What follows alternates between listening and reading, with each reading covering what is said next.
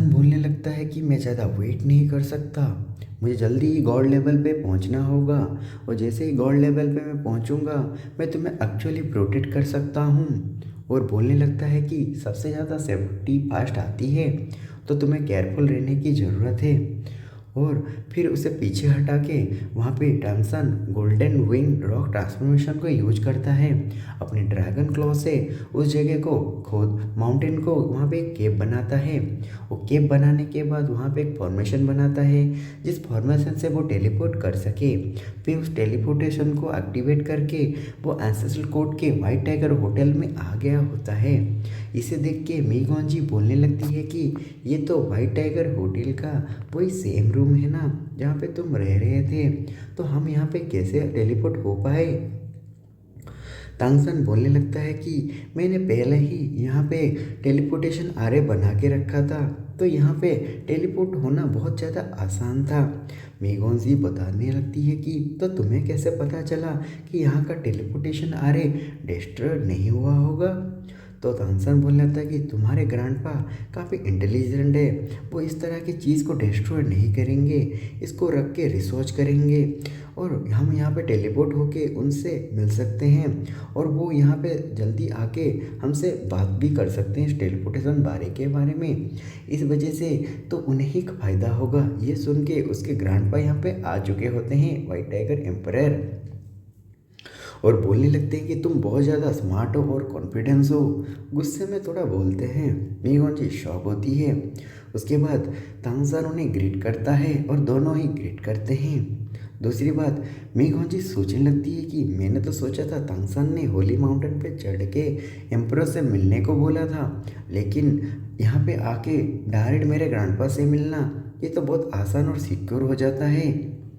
फिर उसके ग्रैंडपा बोलने लगते कि क्या तुम्हारे फादर वांगविंग मर चुके हैं। यहाँ पे मेघोंजी भी यस बोलती है और यहाँ पे उसके ग्रैंडपा बोलने लगते कि तो तुम अभी पीको डेमन क्लान के लॉर्ड बन चुके हो, कैरी सिटी का रूलर, तो यहाँ पे तुम सपोर्ट करने आए हो ना। तो भले ही मैं तुम्हें सपोर्ट करूँ, भले ही तुम गॉड लेवल पे चले जाओ, भले तुम टैलेंटेड हो, लेकिन तुम और एक एम्परर के बीच में बहुत ज़्यादा डिफरेंस है। तुम मुझे बताओ, तो तुम डिवाइन एम्पर रिलम में कब तक पहुंच पाओगे, उस लेवल को कैसे मैच करोगे। मेगुंजी बोलने लगती कि मैं सब कुछ करूंगी जैसे कि मैं कैरी सिटी को प्रोटेक्ट कर सकूं।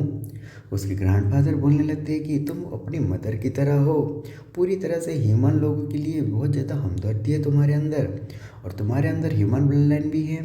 भले ही तुम्हारे अंदर ह्यूमन ब्लड लाइन बहुत कम हो, फिर भी तुम ह्यूमन को अपने जैसा क्यों ट्रीट करते हो। मेगोंजी बोलने लगती है कि मैं ह्यूमन हूँ और मेरी मदर भी ह्यूमन थी। उसके ग्रैंडफादर बोले थे अगर तुम ह्यूमन हो, मैं एक डेमन हूँ, तो यहाँ पे आके मुझे क्यों परेशान कर रहे हो। ये सुन के मेघोंजी सोचने लगती क्या मतलब है इस सब चीज़ों का, तो वो मुझे फेवर नहीं करना चाहते मेरे ग्रैंडफादर, ये यही सोच रही होती है। तो उसके ग्रैंडफादर काफ़ी गुस्से में उसे देखते हैं। मेघोंजी सोचने लगती है कि ये क्या है, एंसेस्ट्रल कोड क्या चाहता है, और वो सच में मुझे हेल्प नहीं करना चाहता। क्या ये फादर को ये चीज़ें पता नहीं थी जो उन्होंने मुझे बताया नहीं था। यहाँ पे पीको डेमन किंग के बारे में सोच रही होती है। ग्रेट डेमन एम्पर बोलने लगते हैं कि तुम्हारे अंदर ह्यूमन ब्लड लाइन है जो कि तुम्हें एम्पर बनने में बहुत मुश्किल करेगा। ऊपर से तुम एम्परहुड पा नहीं सकती, एंसेस्ट्रल को भी तुम्हें हेल्प नहीं करेगा।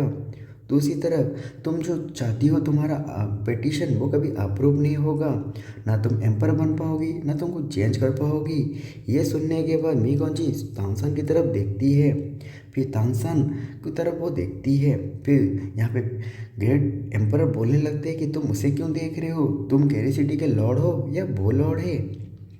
यहाँ पे मीगोंजी थोड़ा शॉक हो जाती है। तभी तांगसान बोलने लगता है कि योर मैजेस्टी, आपने जो भी बोला इस मैटर को बिफोर चीज़ें हम क्लियर करना चाहेंगे।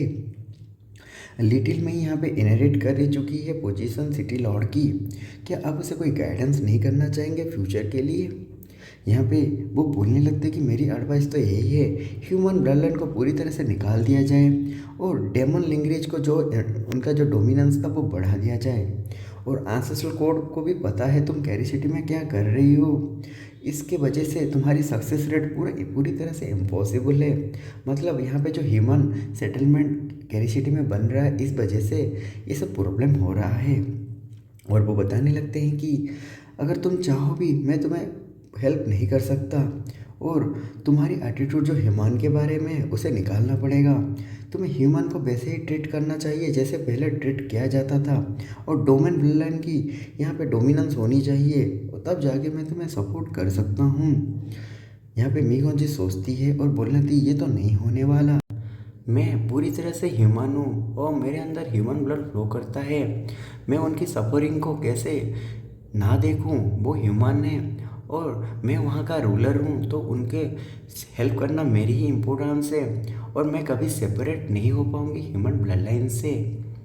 यहाँ पे great tiger white tiger great demon emperor बोलते हैं तो मैं तुम्हें इंसिस्ट करूँगी, तुम अपनी डेथ की तरफ जा रहे हो, तुम्हें कोई सेव नहीं कर सकता। तानसेन बोल लेता है कि मैं समझ सकता हूँ मैजेस्टी के कंसर्न को, लेकिन मैं आपसे ये पूछना चाहूँगा क्या हम हमारे किन को स्लेव और फूड होते हुए देखेंगे, वो ऐसे ही मरते रहेंगे, हमें अच्छा लगेगा? यहाँ पे white tiger great demon emperor बोलने लगते हैं कि तुम सुरा हो ना जो पहले यहाँ आया था। तानसेन हाँ बोलता है। तो ये बोलने लगते हैं कि तुम्हारा ऑरा चेंज हो चुका है और तुम गॉड लेवल पे भी पहुंच चुके हो, लेकिन एक एम्परर तुम जैसे दो आंट को आसानी से कुचल सकता है। तो यहाँ पे कुछ भी नहीं है डिस्कस करने के लिए। तानसेन बोलने लगता है कि माजेस्टी थोड़ा वेट कीजिए, और बोलने लगता है कि क्या आपकी सपोर्ट के लिए मेरे पास एक एक्सचेंज है जिससे आपको काफ़ी फ़ायदा होगा, मेरे को भी। तो यहाँ पे white tiger great demon emperor पूछते हैं क्या एक्सचेंज के लिए है, और बोलने लगते हैं कि तुम्हारे पास ऐसा भी क्या है, क्या तुम मुझे कैरी सिटी देना चाहते हो? पहले से ही मेरे पास एक सिटी है और आंसेस्टर कभी मुझे अलाउ नहीं करेगा कि दो सिटी को मैं रूल करूं। तांगसन बोलने लगता कि कैरी सिटी नहीं, एक टेलीपोर्टेशन आरे, ये एक प्रोटोटाइप है, ये कंप्लीट होने के बाद अल्ट्रा लॉन्ग डिस्टेंस टेलीपोर्टेशन हो सकता है, और ये सफिशिएंट कल्टीवेशन हो तो एक इंसान एक कॉन्टिनेंट से दूसरे कॉन्टिनेंट आराम से जा सकता है और आ सकता है। ये सुन के उसके बाद मैजेस्टी सोचने लगते हैं कि ये तो कभी हुआ ही नहीं है, ये कैसे हो सकता है इतना लॉन्ग डिस्टेंस। फिर वो बोलने लगते हैं कि तुम्हें भी पता होगा ये इम्पॉसिबल है, तुम मजाक कर रहे हो क्या? और बोलने लगते हैं कि ये एनफ नहीं है, अगर तुम्हें कुछ चाहिए तो बताओ, एक जगह से दूसरी जगह तो मैं वैसे भी जा सकता हूँ, और अगर तुम्हें कुछ सच में ज़्यादा चाहिए तो कुछ अच्छा दिखाओ मुझे। तांगसन बोल रहे थे कि अगर ऐसी बात है तो ठीक है। तो उसके बाद वो अपनी ब्लड लाइन को एक्टिवेट करता है। White tiger great demon emperor सोचने लगते कि ये क्या है। उसके बाद तांगसन अपने रॉक ट्रांसफॉर्मेशन को दिखाता है और बोलने लगता है कि माजेस्टी आपको तो पता ही होगा, ये जो प्लेन का स्ट्रेंथ उसका लिमिटेड है, और जो strongest crystal great demon emperor भी फास्ट ब्लड लाइन के पीक तक ही पहुंच पाई थी, पर मेरा जो गोल्डन विंग रॉक ट्रांसफॉर्मेशन है इस प्लेन को सप्रेस कर दे रहा है, ये एक सुपर ब्लड लाइन है। इसे सुन के white tiger great demon emperor shock हो जाते हैं, क्या एक super blood line? Many emperor ने अपनी ज़िंदगी बिता दी, लेकिन सुपर ब्लड लाइन के ब्लास्ट से वो कभी ब्रेक थ्रू कर ही नहीं पाए, पर तुमने ऐसा कैसे कर दिया? तो आंसर बोल लेता है कि मैं अगर आपके इस आंसर का क्वेश्चन दूं तो आपको मुझे भी एक हेल्प करना पड़ेगा। व्हाइट टाइगर ग्रेट डेमन पर बोलते हैं ठीक है, तुम्हारे सीक्रेट को मुझे बताओ ब्लड लाइन की, मैं लिटिल मे को सपोर्ट करूंगा, पर मेरी अकेले के सपोर्ट मेघवन जी को इतना भी पिटीशन अप्रूव करने के लिए हेल्प नहीं करेगा। तांगसन बोलने लगता है कि आप पहले सपोर्ट तो कीजिए, वो उतना ही एनफ है, और मेरी सुपर ब्लड लाइन की बात है तो मैं तुम्हें बता देना चाहता हूँ मजेस्टी को कि आपको पता ही होगा ना फॉलन स्टार प्लेन के बारे में। तो यहाँ पे मजेस्टी बोल रहे थे कि आंसेस्ट्रल कोड को भी पता है फॉलन स्टार प्लेन के बारे में, ये बहुत ही ज़्यादा अच्छा प्लानट है, हेवन और अर्थ एनर्जी है, और इस जगह पे ग्रेट पावर प्रेजेंट करता है।